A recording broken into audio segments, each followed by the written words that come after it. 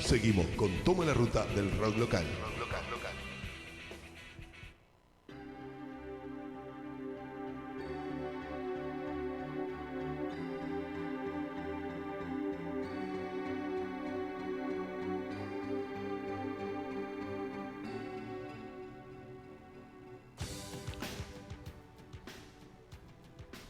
Quienes gustamos de la música, del rock, de su historia, de su información, y quienes crecimos leyendo diarios, revistas, libros, escuchando programas de radio, nos hemos formado, nutrido de la historia y de la actualidad de nuestros artistas, ¿no?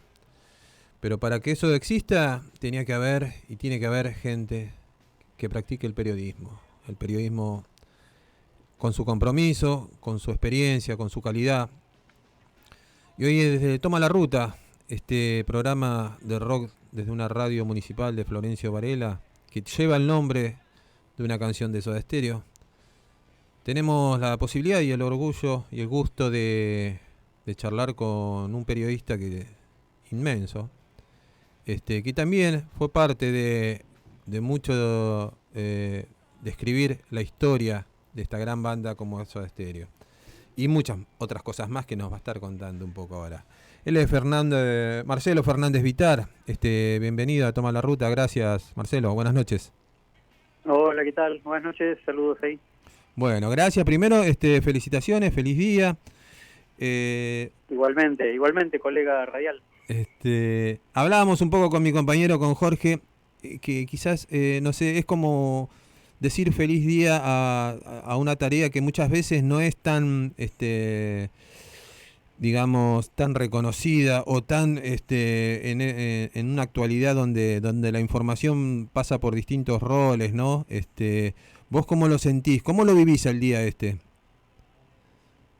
Creo que es un día como un pequeño mimo, una palmada en la espalda, una caricia de toda la gente que te desea feliz día. Y es tan arbitrario como el Día de la Madre y del Padre, digamos. Claro. Todos los días son el día de lo que uno haga o lo que uno es, pero bueno, está bien. Al final del día me dice, uy, cuántos mensajes, qué plomo, pero la verdad que está bueno y ni hablar de la posibilidad de estar hablando en una radio, ¿no? Bueno, desde ya muchas gracias, y para nosotros, imagínate que somos un programa que hace rock y trata de difundir el rock. Tenemos nuestros referentes naturales de toda una generación, ¿no? Y hoy tenemos, bueno, la posibilidad de charlar con vos y con Carlos Polimeni más tarde, y imagínate el estado en el que estamos, ¿no? Por eso te vamos a pedir comprensión. Vos en la prensa escrita has pasado por las revistas y los diarios más prestigiosos, ¿no?, de nuestro país, contándonos a los que amamos la música qué estaba pasando. En la actualidad, ¿cómo vivís esa profesión de escribir? ¿Seguís teniendo la misma inquietud que cuando comenzaste o en la década de los 80 que escribías tanto? Sí, no sé si habla de falta de evolución o de madurez, pero la verdad que siento el mismo entusiasmo y frescura de sentarme a charlar con una banda, con un solista, escuchar un disco, ir a un recital y pensar después en escribir la crónica, ¿no? Pero quizás a diferencia de muchos colegas que a veces fueron cambiando de rubros o cambiando de secciones en los diarios o se iban discontinuando las revistas, más o menos siempre hice lo mismo en distintos lugares, con lo cual, sin darme cuenta, eso me convierte como un testigo de todo lo que pasó, ¿no? En estos últimos 30 y pico años desde que empecé a escribir. Claro. Y nada, digamos, igual que ustedes, tengo referencias de los pocos periodistas de rock que había de la generación anterior, de los grandes próceres, y tal vez con los de mi camada, sin darnos cuenta, nos fuimos convirtiendo en referentes involuntariamente, pero realmente creo que todos los de mi generación seguimos escribiendo libros o escribiendo notas, haciendo programas de radio, y creo que nos une ese entusiasmo y nos seguimos viendo en los recitales, en los encuentros, después vamos a comer, digamos, hay todavía un poco del espíritu de los comienzos, más allá de que cada uno tiene distintas cosas, obligaciones, y no es lo mismo que cuando tenía 20. Claro.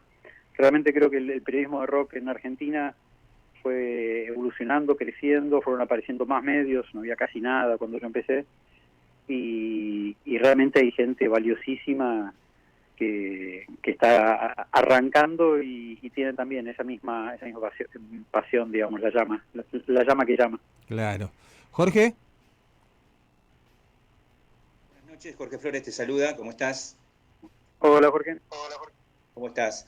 Sí, realmente, a ver, sí, para mí me causa un poco de nervios en el sentido. Yo soy periodista de rock, orgullosamente periodista de rock, no periodista Bien. comercial, ni periodista comercial, perdón, periodista de, no sé, de deportes, no. Y me Claro, gustaría hacerte esta pregunta para definir bien, sí. porque muchas veces hay un poco de menosprecio en esta profesión, ser periodista de rock. Contanos un poco qué es ser periodista de rock. Y periodista de rock es, digamos, comunicar la información o transmitir impresiones referidas a lo que es la actividad del rock nacional e internacional. Creo que es básicamente tratar de describir lo que uno presencia, desde una charla, un recital o escuchar un disco, y creo que encierra tener información adicional, ¿no? O tener referencias. Yo siempre hago el chiste con unos amigos de cuando veo con una nota de rock Jimi Hendrix lo escriben con doble M y con Y, digo, retrocede 2 casilleros. Claro. O decís, este no es periodista de rock, es de otra sección del diario. Bien. Remontándome un poco, sí, al estilo o cómo se trabajaba anteriormente. Anteriormente, les comento así a los oyentes que, por ejemplo, Marcelo buscaba entrevistas en la guía telefónica, ¿no? Así se ha contactado con diferentes músicos, hasta Charly García o Nito Mestre. Contanos un poco cómo era esa metodología anterior, ¿no? No tan actual. Es que realmente era tan sencillo que sorprende y ninguno de los que yo conocía lo hacía. Lo empecé a hacer en una revista de colegio, decir, bueno, quiero entrevistar a tal persona. Lo buscaba en la guía telefónica, que era ese libraco enorme de hojas muy finitas, con letra muy chiquita, donde estaban todos. Por supuesto que García, había muchísimas páginas dedicadas a teléfonos y direcciones de García, pero creo que Charly estaba como García Moreno y había 3 o 4 nomás. Y llamabas y te atendían los músicos, y decías, soy de una revista tal, quiero hacer una entrevista, y había tan poco periodismo de rock, había tan poca gente que les pedía hacer notas, que ni siquiera te referían a un manager, a un productor, a un jefe de prensa o a un community manager, porque no existían, estaban ellos solos con su teléfono de línea en su casa. Así que ese sistema funcionó bastante. Perfecto. Hay, quiero hacer mención, ¿no?, a los oyentes también, para que el que no tiene este libro, que es 50 años de rock, justamente de Marcelo, a ver, en realidad es una recopilación, ¿no?, que has hecho año por año, pero hay un capítulo al cual vos le has puesto mucha data, que es el año, porque, a ver, le comento a la gente que se ha hecho por año, ¿no es cierto?, por décadas. La década 1968, has hecho mucho hincapié. Contanos un poco por qué para vos esa época es tan importante en el desarrollo de la cultura rock argentina. Sí, la idea, en realidad eso fue el puntapié inicial, a partir del proyecto ridículo para un chico de 19 años de hacer la historia del rock en Argentina. A partir de eso después fui golpeando puertas con ese material y consiguiendo escribir en revistas y empezar a meterme en esto sin darme cuenta que era una posibilidad de laburo. Pero lo que yo quería era simplemente recopilar la información que buscaba y no encontraba. Había poquísimos libros de rock, o sea, menos de un puñado. Y el más reciente había sido uno de Miguel Greenberg del 76, Cómo vino la mano, que es un librazo extraordinario. Pero me puse a ordenar así con un poco de ese fanatismo de coleccionista de estampillas, digamos, de anotar datos, anotar fecha de salidas de discos, y después lo fui volcando a capítulos, un capítulo por año, digamos, y realmente diste en el clavo. O sea, realmente que te hayas dado cuenta que 1968 es el más largo de los capítulos, es genial, porque estaba todo a punto de explotar. En ese año estaban confluyendo muchas cosas que ocurrían en Buenos Aires y alrededores. Había un movimiento cultural muy fuerte, muchas bandas que estaban ya listas para salir y dar el primer paso, aunque tal vez no habían sacado el disco todavía o lo sacan 2 años después, pero creo que el 68 es un año fuerte por todo lo que estaba empezando a enfocarse y a concentrarse en ese arranque de muchas bandas en simultáneo, muchos solistas, más allá de que el puntapié inicial puede ser el 65, el 66 o el 67, pero el 68 es un año clave, y encontré que había mucha información, muchos testimonios, muchas notas, así a la hora de compilar me quedó el capítulo más gordo, y cuando algún amigo me bromea, me dice, no, tu libro es como una guía telefónica porque tiene mucha data, digo, bueno, lee el comienzo hasta el 68 inclusive, que esa parte es muy llevadera, así que sí, tal cual. Claro, y también esto me lleva a otra pregunta y otra consulta. Si bien hace foco en ese año 1968, viste que ahora hay algunos periodistas o algunas corrientes que indican que el rock fue anterior, ¿viste? O sea, como que dan otras fechas. Contanos un poco cómo ves eso, si es, bueno, exactamente, si te parece que es así, que fue anterior a esa fecha a la formación del rock argentino. Sí, esa es una discusión permanente o cíclica que vuelve periódicamente en Facebook, por ejemplo, en distintos foros, porque están los que hablan del rock en Argentina como si fuera lo mismo que el rock argentino.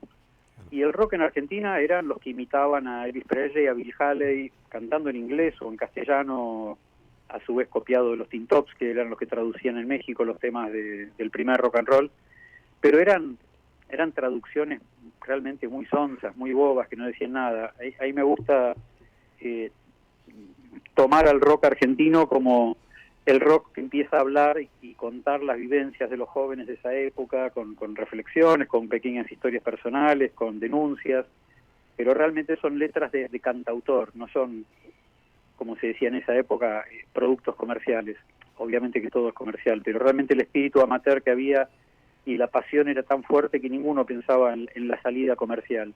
Claro. Y sí, claramente, digamos, el primer rock en Argentina, digamos, es de la camada de Eddie Pequenino, de Johnny Tedesco, que a los 14 años había hecho el rock del Tontón. Digamos, es toda gente muy, muy valiosa y que los pioneros del rock argentino los mencionan como influencia, de que les voló la cabeza escucharlos por primera vez. Pero creo que la diferencia está en lo que podría ser la actitud. Y parece que ahí hay algo distinto, digamos. Claro, Marcelo, después, bueno, el rock se transforma en un movimiento cultural, ¿no? Donde atraviesa distintas disciplinas. Pero yéndome un poco a la década fuerte para muchos de nosotros, que fue la de los 80, sí. Vos fuiste contemporáneo y acompañaste las vivencias, bueno, de toda la escena del rock, que era fuertísima en esa época, pero en particular la de una banda que quizás es una de las bandas más importantes del rock argentino, que fue Soda Stereo. Vos estuviste cerca de todo ese proceso desde sus inicios hasta su disolución. ¿Cómo podrías describir el valor que tiene Soda Stereo dentro de la escena del rock y a Gustavo Cerati como alguien que tomó la poesía de Spinetta, la música de los Beatles y un montón de cosas y muchas veces por la prensa misma no fue tan valorado? Sí, fíjate que yo empecé a ver recitales en el 80, exactamente en 1980, tenía 15 años y empecé a escribir este proyecto ridículo por lo intrépido, digamos, de la historia del rock en el 83 y enseguida, a los pocos meses, empecé a escribir en revistas. O sea que, como te decía antes, involuntariamente fui testigo de toda esa época y creo que ninguno de todos, como tampoco del público, teníamos perspectiva de que estamos viendo algo tan que iba a trascender tanto, digamos. Toda banda que comenzaba era simplemente una banda que comenzaba y que lo veías en vivo y te volaba la cabeza o no, y eran los primeros shows de Los Redonditos para 100 personas, eran los shows de Soda para 100, los shows de Sumo, y así con toda esa camada, ese recambio generacional. Lo que tuvo Soda Stereo es que por un lado hubo una resistencia de cierta parte del público y de gran parte de la prensa, porque cometía la herejía de ser un grupo que se podía bailar, porque tenía un tono divertido. Y y el arrastre cultural que había era del rock solemne de fines de los 70, del rock progresivo, del jazz rock, el rock sinfónico, el virtuosismo que había que escuchar sentado en una butaca los 15 minutos del solo de batería y el solo de bajo. Entonces cuando aparece Soda Stereo con una imagen un poco moldeada en Police o la New Wave de Inglaterra y Estados Unidos, y los prejuiciosos del público, de la prensa, decían, bueno, que eran unos chetos o que lo que hacían era muy pasatista, y realmente si un grupo te está cantando en un tema aparentemente sencillo como dietético y te dice el régimen terminó, bueno, eso en la época del final del gobierno militar quería decir algo más que ponerle sacarina al café, digamos, el régimen era otra cosa, y el público que le gustaba Soda lo entendía perfectamente y se divertía y bailaba. Y luego se vio el crecimiento de Soda. Realmente es una banda que de disco a disco, de show importante a show importante, evolucionaba, cambiaba, era cada vez más sofisticado y repitió todo lo que había conseguido en Capital y Gran Buenos Aires, lo repitió en todo el país, lo repitió en los países limítrofes y luego llegó a todo el continente y en todas partes fue el mismo impacto, era estar viendo algo nuevo, algo que no sucedía, y ni hablar en el exterior, que no había tantos ejemplos de rock en castellano de tan buen nivel.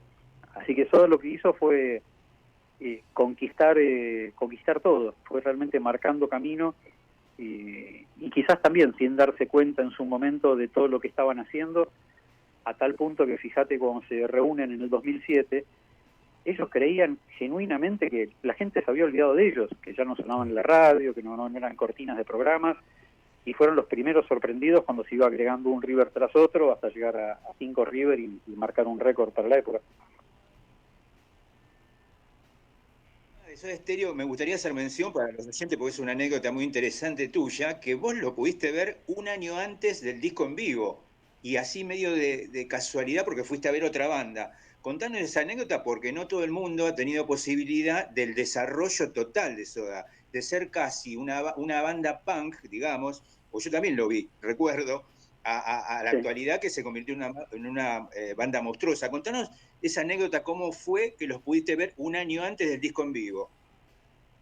Un año antes del disco debut, claro, exacto. Eso fue en el verano del 84, si no me equivoco, si no corregime. Se armó un ciclo de recitales en Marabú, que era una tanguería, un lugar de tangos, y lo agarró un productor y eso era Maipú y Corrientes, y era un yendo para abajo, tipo sótano, pero era un lugar bastante grande. Y se armó un ciclo con las bandas de esa época o de los que tenía ese productor, que eran los Twist, Virus, y yo en particular tenía una debilidad por un grupo que quedó como una anécdota en la historia, pero tuvo su minuto de gloria, que fue Cosméticos. Claro. Era compañero de colegio del cantante, tomaba clases de guitarra y piano con el guitarrista, así que los fui a ver a ellos. Y los teloneros los primeros teloneros de esta noche eran Soda, después Cosméticos y creo que cerraban los Twist o Virus. Y realmente fue muy fuerte la impresión de ver a Soda. Era un grupo muy aguerrido, muy rockero, muy punk, bastante distinto al sonido del primer disco. De hecho hacían una versión furiosa de La Vi Parada Ahí de los Beatles, y volví a la revista donde estaba escribiendo, que era la revista El Porteño, ahí en el suplemento Cerdos y Peces, y dije, bueno, quiero hacer una crítica, así que publiqué la crítica de los 3 shows que vi esa noche y la fotito de Soda. Claro, que hablando un poco de tu tarea, ¿no? De estar en los escenarios, en los lugares, en los momentos que pasan que pasa la historia, ¿no? Pasa los hechos. Hay un hecho que nos marcó al movimiento de rock y al rock en particular, que fue Cromañón, ¿no? Vos viviendo desde los inicios de los 80 toda la escena under, ¿cómo viviste ese momento? Porque creo que también para una persona que ha crecido dentro de los shows, dentro de los lugares, de los recintos, viendo bandas en vivo y todo lo que eso acontece, todo el universo que genera un show, ya sea en un bar, como en un sótano, como en un teatro. ¿Qué reflexión te deja eso? ¿Y cómo estamos ahora en base a lo que pasó esa noche? De vuelta, eso creo que fue una falta de perspectiva y de noción de lo que estaba pasando en el momento por parte de las bandas, los productores, ni hablar de los dueños del boliche, también de la policía que cobraba una coima y hacía la vista gorda. Eran lugares que tal vez uno salía del show y decía medio en broma a los amigos, esto es una trampa de ratas, que no haya un incendio porque quedamos todos atrapados. Y nadie imaginó la tragedia de la dimensión de Cromañón con las puertas cerradas y la gente viviendo esa situación inimaginable.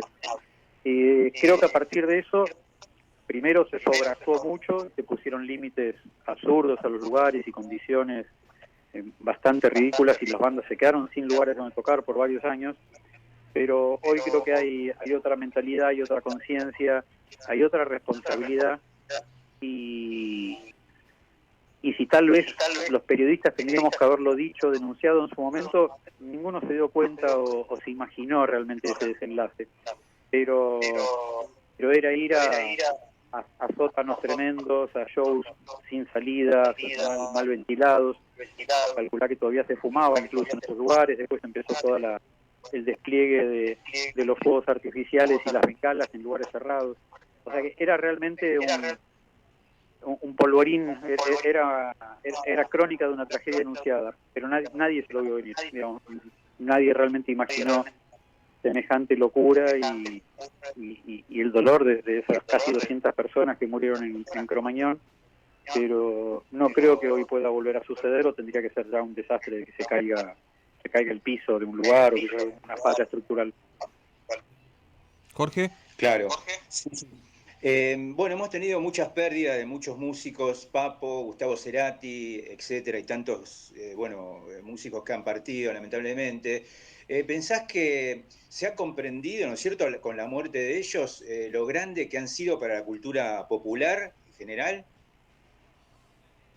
Creo que en el caso de muchos músicos se da un reconocimiento tardío o después de la muerte, lamentablemente, pero a la larga se hace justicia, se hace honor a la obra que dejaron, a esas canciones inolvidables y puede ser tanto los número uno como los grandes pioneros que tal vez no vendieron tanto pero que prepararon el camino para lo que vino después o gente de grupos nuevos, digamos, todos los que han ido quedando en el camino, viajando a otro lado, dejaron su arte, sus canciones, su música. Y con el tiempo se va reconociendo. Capaz que hay gente que dice, uy, no se reconoce la obra de Federico Moura o de Miguel Abuelo, tanto como la de Papo. Claro. Pero las distintas generaciones, las sucesivas generaciones los van redescubriendo y ni hablar en todos estos últimos tiempos con YouTube, con Spotify, la facilidad de acceder a la música, digamos, ya no hay que pedir el disco de vinilo prestado a un hermano mayor o a un vecino, está todo al alcance de la mano y que tiene la curiosidad los encuentra y los disfruta como el primer día. Bien, volviendo a Soda Stereo un minutito, me gustaría hacer mención porque has prestado tu apoyo a la inducción de Soda al Rock and Roll of Fame, ¿no?, de Cleveland, en Estados Unidos. Contanos un poco, si te parece correcto, creo que sí, el hecho de la inducción con una gran posibilidad que el año que viene sea efectiva. Contanos un poco cómo fue tu apoyo a este evento. Sí, me contactó el chico que está armando toda esta movida, que está buscando apoyos y testimonios y videos y alguna manera de poder mostrarle a la gente del comité en Estados Unidos lo grande que es Soda y todo lo que significó para todo el rock latino, para todo el continente. Así que por supuesto que apenas me contactaron, sospecho que fue vía alguna red social, algún mensaje por Instagram, nos juntamos enseguida, charlamos, filmamos y a disposición de todo lo que necesiten para que ocurra ese hecho histórico que es la inducción de Soda en el Rock and Roll Hall of Fame. Claro, y además que importante que vos acompañes todo ese movimiento, ¿no? Porque alguien tan cercano a toda esa época y a la banda. Marcelo, bueno, desde ya te queremos agradecer, para nosotros es un gusto, es un honor tenerte como programa de rock, como comunicadores de rock, quizás. Jorge es periodista, yo solamente soy un músico curioso. vendría a ser él es el médico clínico, yo soy el que curo el empacho, en esos términos. Para nosotros es un total orgullo tenerte acá. Y por último, para despedirte, una pregunta, ¿le ves futuro al rock? Cada vez más. Me resulta muy gracioso cuando periódicamente aparece alguna nota o algún testimonio de alguien diciendo el rock murió, el rock no es lo que era. Y realmente la dimensión, el crecimiento, la variedad, la calidad del rock actual no tiene parangón.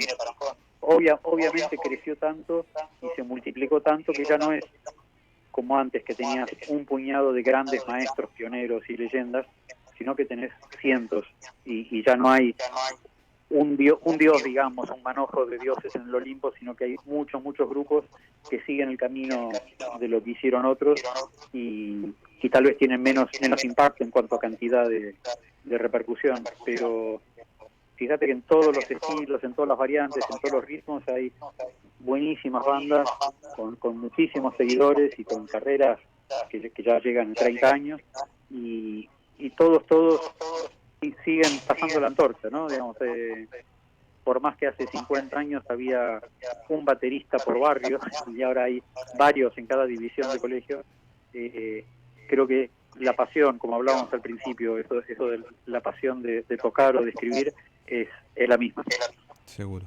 Bueno, esa es una esperanza inmensa para todos los que estamos acá y tenemos nuestras hijas y nuestros hijos escuchando música, ¿no? Porque también tenemos que formarlos para que puedan llegar a ese acceso como llegamos nosotros. Marcelo, muchas gracias y bueno, desde ya te deseamos lo mejor y nada, que sigan los éxitos y estamos en contacto, no sé, tenés las puertas abiertas de la radio municipal para todo lo que necesites.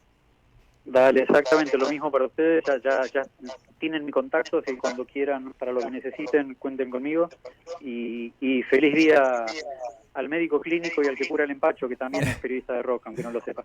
Bueno, muchas gracias y agradecer a otro grande del rock que es Diego Perri, que es un generoso total con nosotros, lo vamos a nombrar padrino, así que bien. Por acercarnos tu contacto. Gracias, Marcelo. Abrazo. Gracias.